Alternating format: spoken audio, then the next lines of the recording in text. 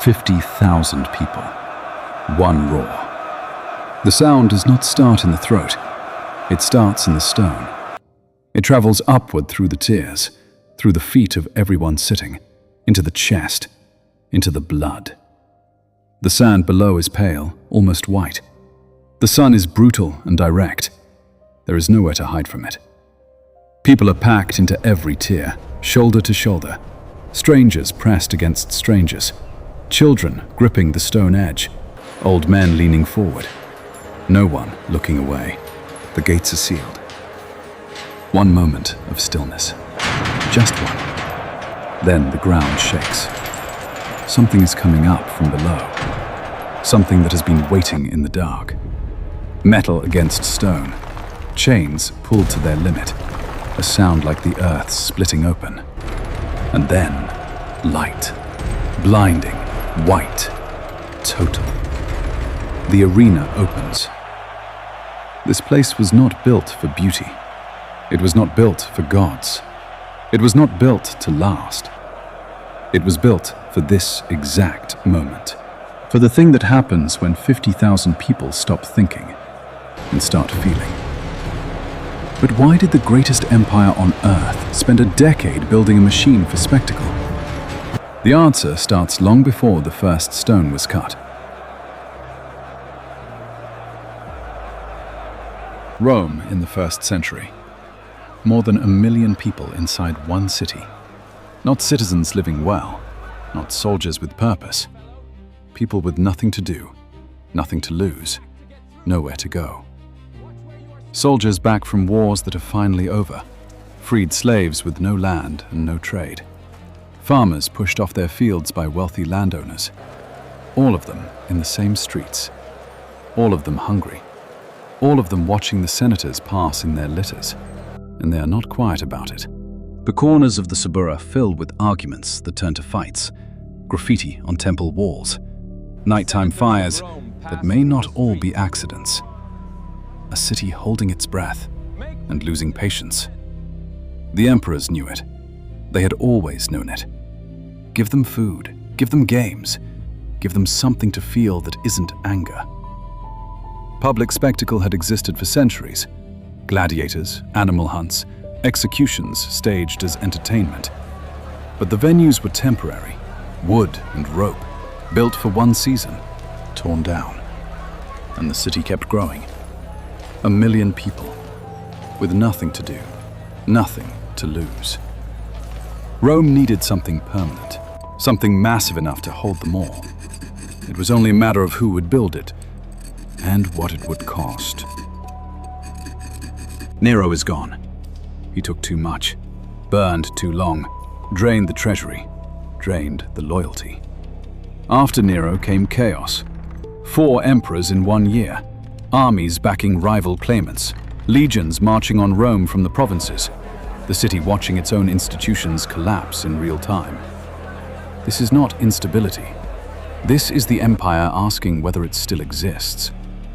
Then Vespasian, a soldier, not elegant, not beloved, but clear-eyed about one thing. Fear alone does not hold an empire, not after what Rome has just lived through. The people have seen too much.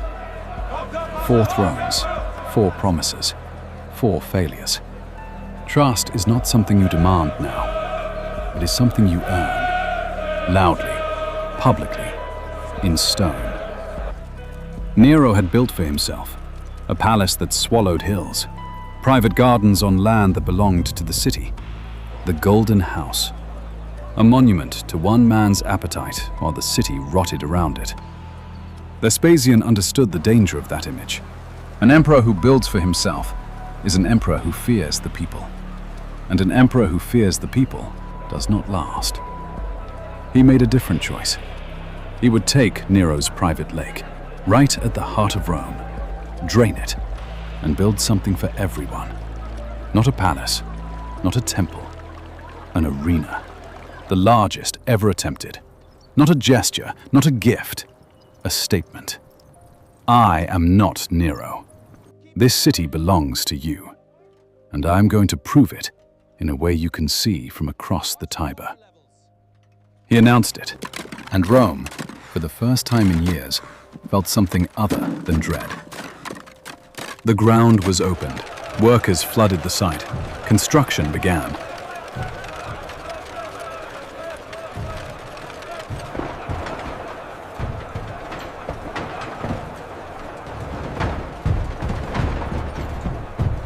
The noise on the site is not the sound of progress. It is the sound of punishment. Iron on limestone, hammers, chains, oxen straining until their legs shake, men shouting in Latin, Greek, Aramaic, languages with no names left. Tens of thousands of workers, many of them slaves taken in the Jewish war, marched from Judea. No choice, no rest, no record of their names. The foundation is poured into the drained lake bed, rings of concrete set into mud, layer by layer. Then the walls begin. Travertine limestone hauled 20 miles from Tivoli. Each block, hundreds of kilograms. Lifted by wooden cranes, operated by men walking inside wheels like animals. Men fall. Men are crushed under stone that keeps moving because the schedule does not stop for bodies. Heat exhaustion in summer, wet cold in winter. The work continues regardless. This is the number no one speaks aloud. 70,000 tons of stone, 100,000 cubic meters of concrete, 300 tons of iron clamps, and a count of dead that was never taken. None of the workers who die in the building will ever see what is shown inside it. None of them are remembered. The structure rises anyway. The arches catch morning light. The walls climb. After 10 years, the shape is unmistakable. Rome has built something that has never existed, and it was built on bodies that history does not name.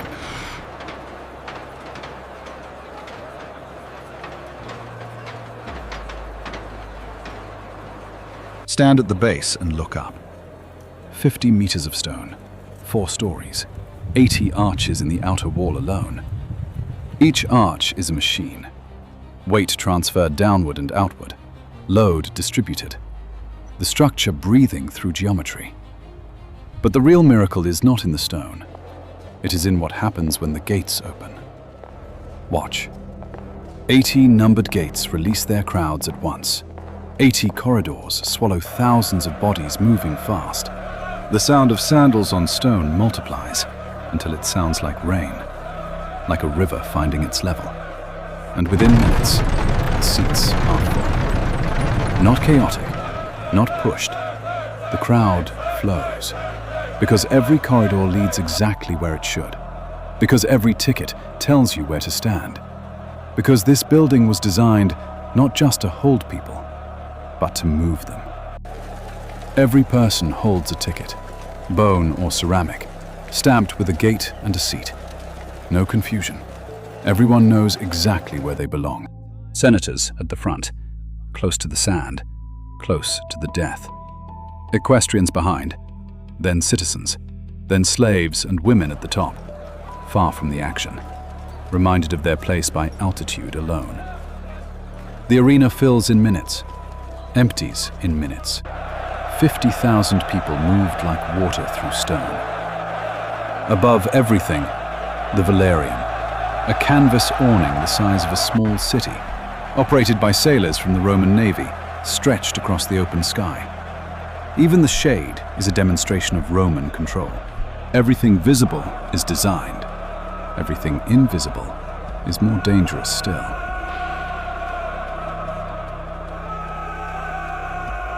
Below the sand, there is no light. Tunnels running in rows. Stone ceilings low enough to press down on you.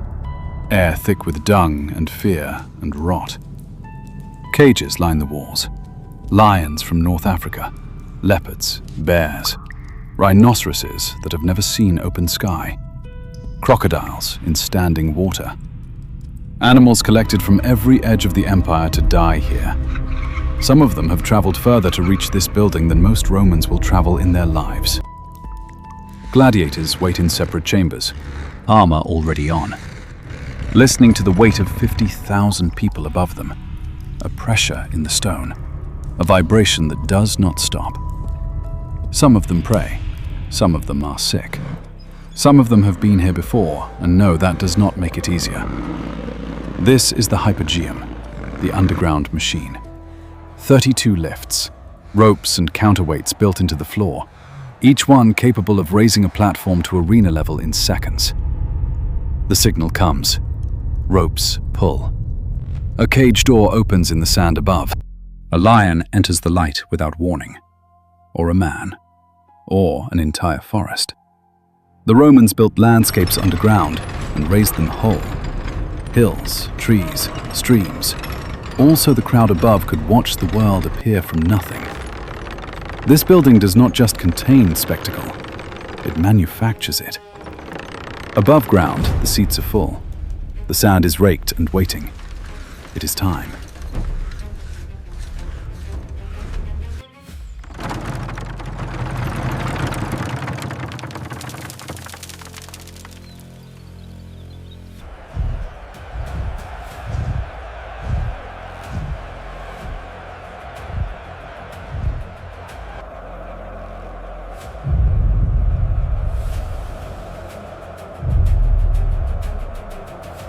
The year is 80 AD.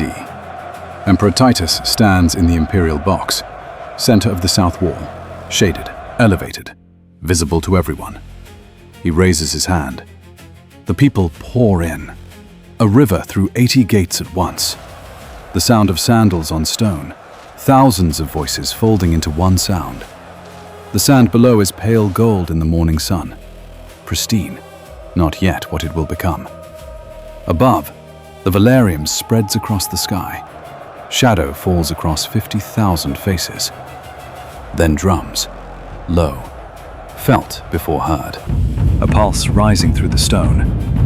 The crowd goes quiet in that particular way. Not silence, something denser. The sound of expectation. 100 days of games. 9,000 animals killed. Gladiators in numbers the city has never seen. The emperor looks down at the sand. A single gate rises in the arena floor, light entering from below.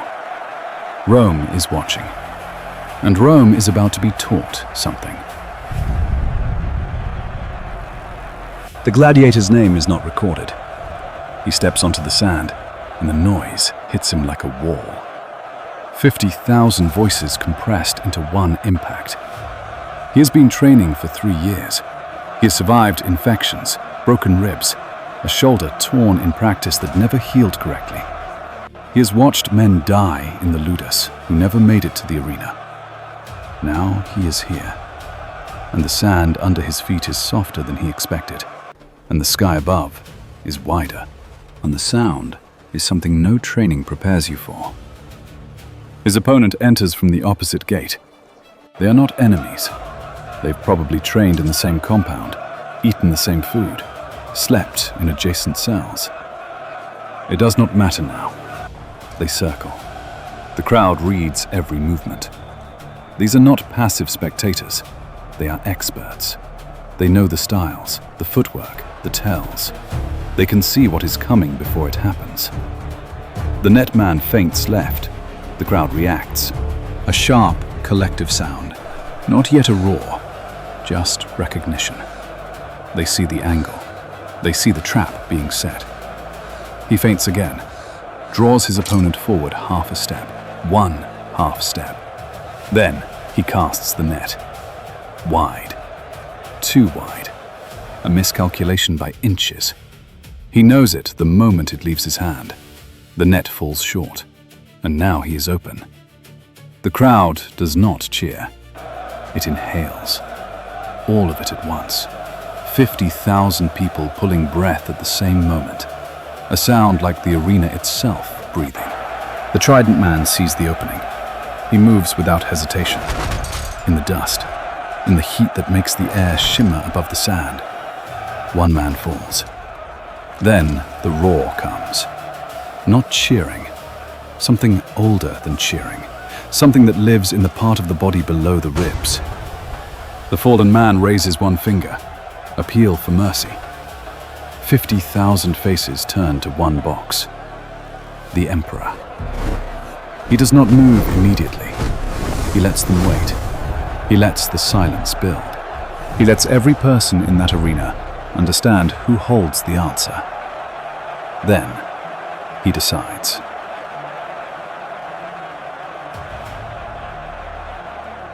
This was never entertainment. The Romans were not naive about what they were building. They knew exactly what it was: a machine for manufacturing consent. It takes 1 million restless people, people with no land, no vote, no recourse, and it gives them somewhere to put their rage for a few hours inside these walls. The senator and the freed slave sit under the same awning, react to the same blade, feel the same thing when a body hits the sand. They are equal in their helplessness, equal in their need. And above all of them, one man decides. The emperor does not just watch the games, he performs them. His every gesture is read by 50,000 people looking for a signal. When the crowd screams for mercy, the emperor chooses. And the gladiator lives or dies by that choice. Not by skill, not by courage, not by the crowd's love, by the emperor. This is the instruction, delivered every day of the games, repeated until it does not need to be said. Your life belongs to Rome. Your death belongs to Rome. Your anger, Rome will give it a place to go. Your joy, Rome will provide that too. This is not entertainment. This is how an empire tells you your place, without saying a word.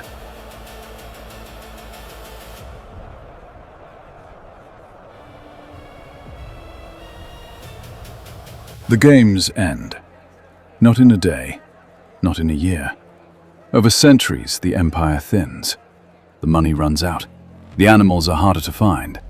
The population falls. A city that held 1 million people drains down to 40,000, then less. The Colosseum does not fall with the empire. It becomes a fortress, then a quarry. The marble stripped, the travertine hauled away, the iron clamps pried from the stone, churches built from its bones, palaces raised from its foundations. 2 earthquakes take the south side, and still it stands. Walk into it now. The sand is gone. The hypogeum is open to the sky. The cages empty. The lifts still. No velarium, no crowd, no drums. Only stone. Only arches catching the afternoon light. Only the shape of a thing that understood power so completely, it cut it into rock. Stand where the sand was. Look up at the oval of open sky. The empire is gone. The emperors are dust.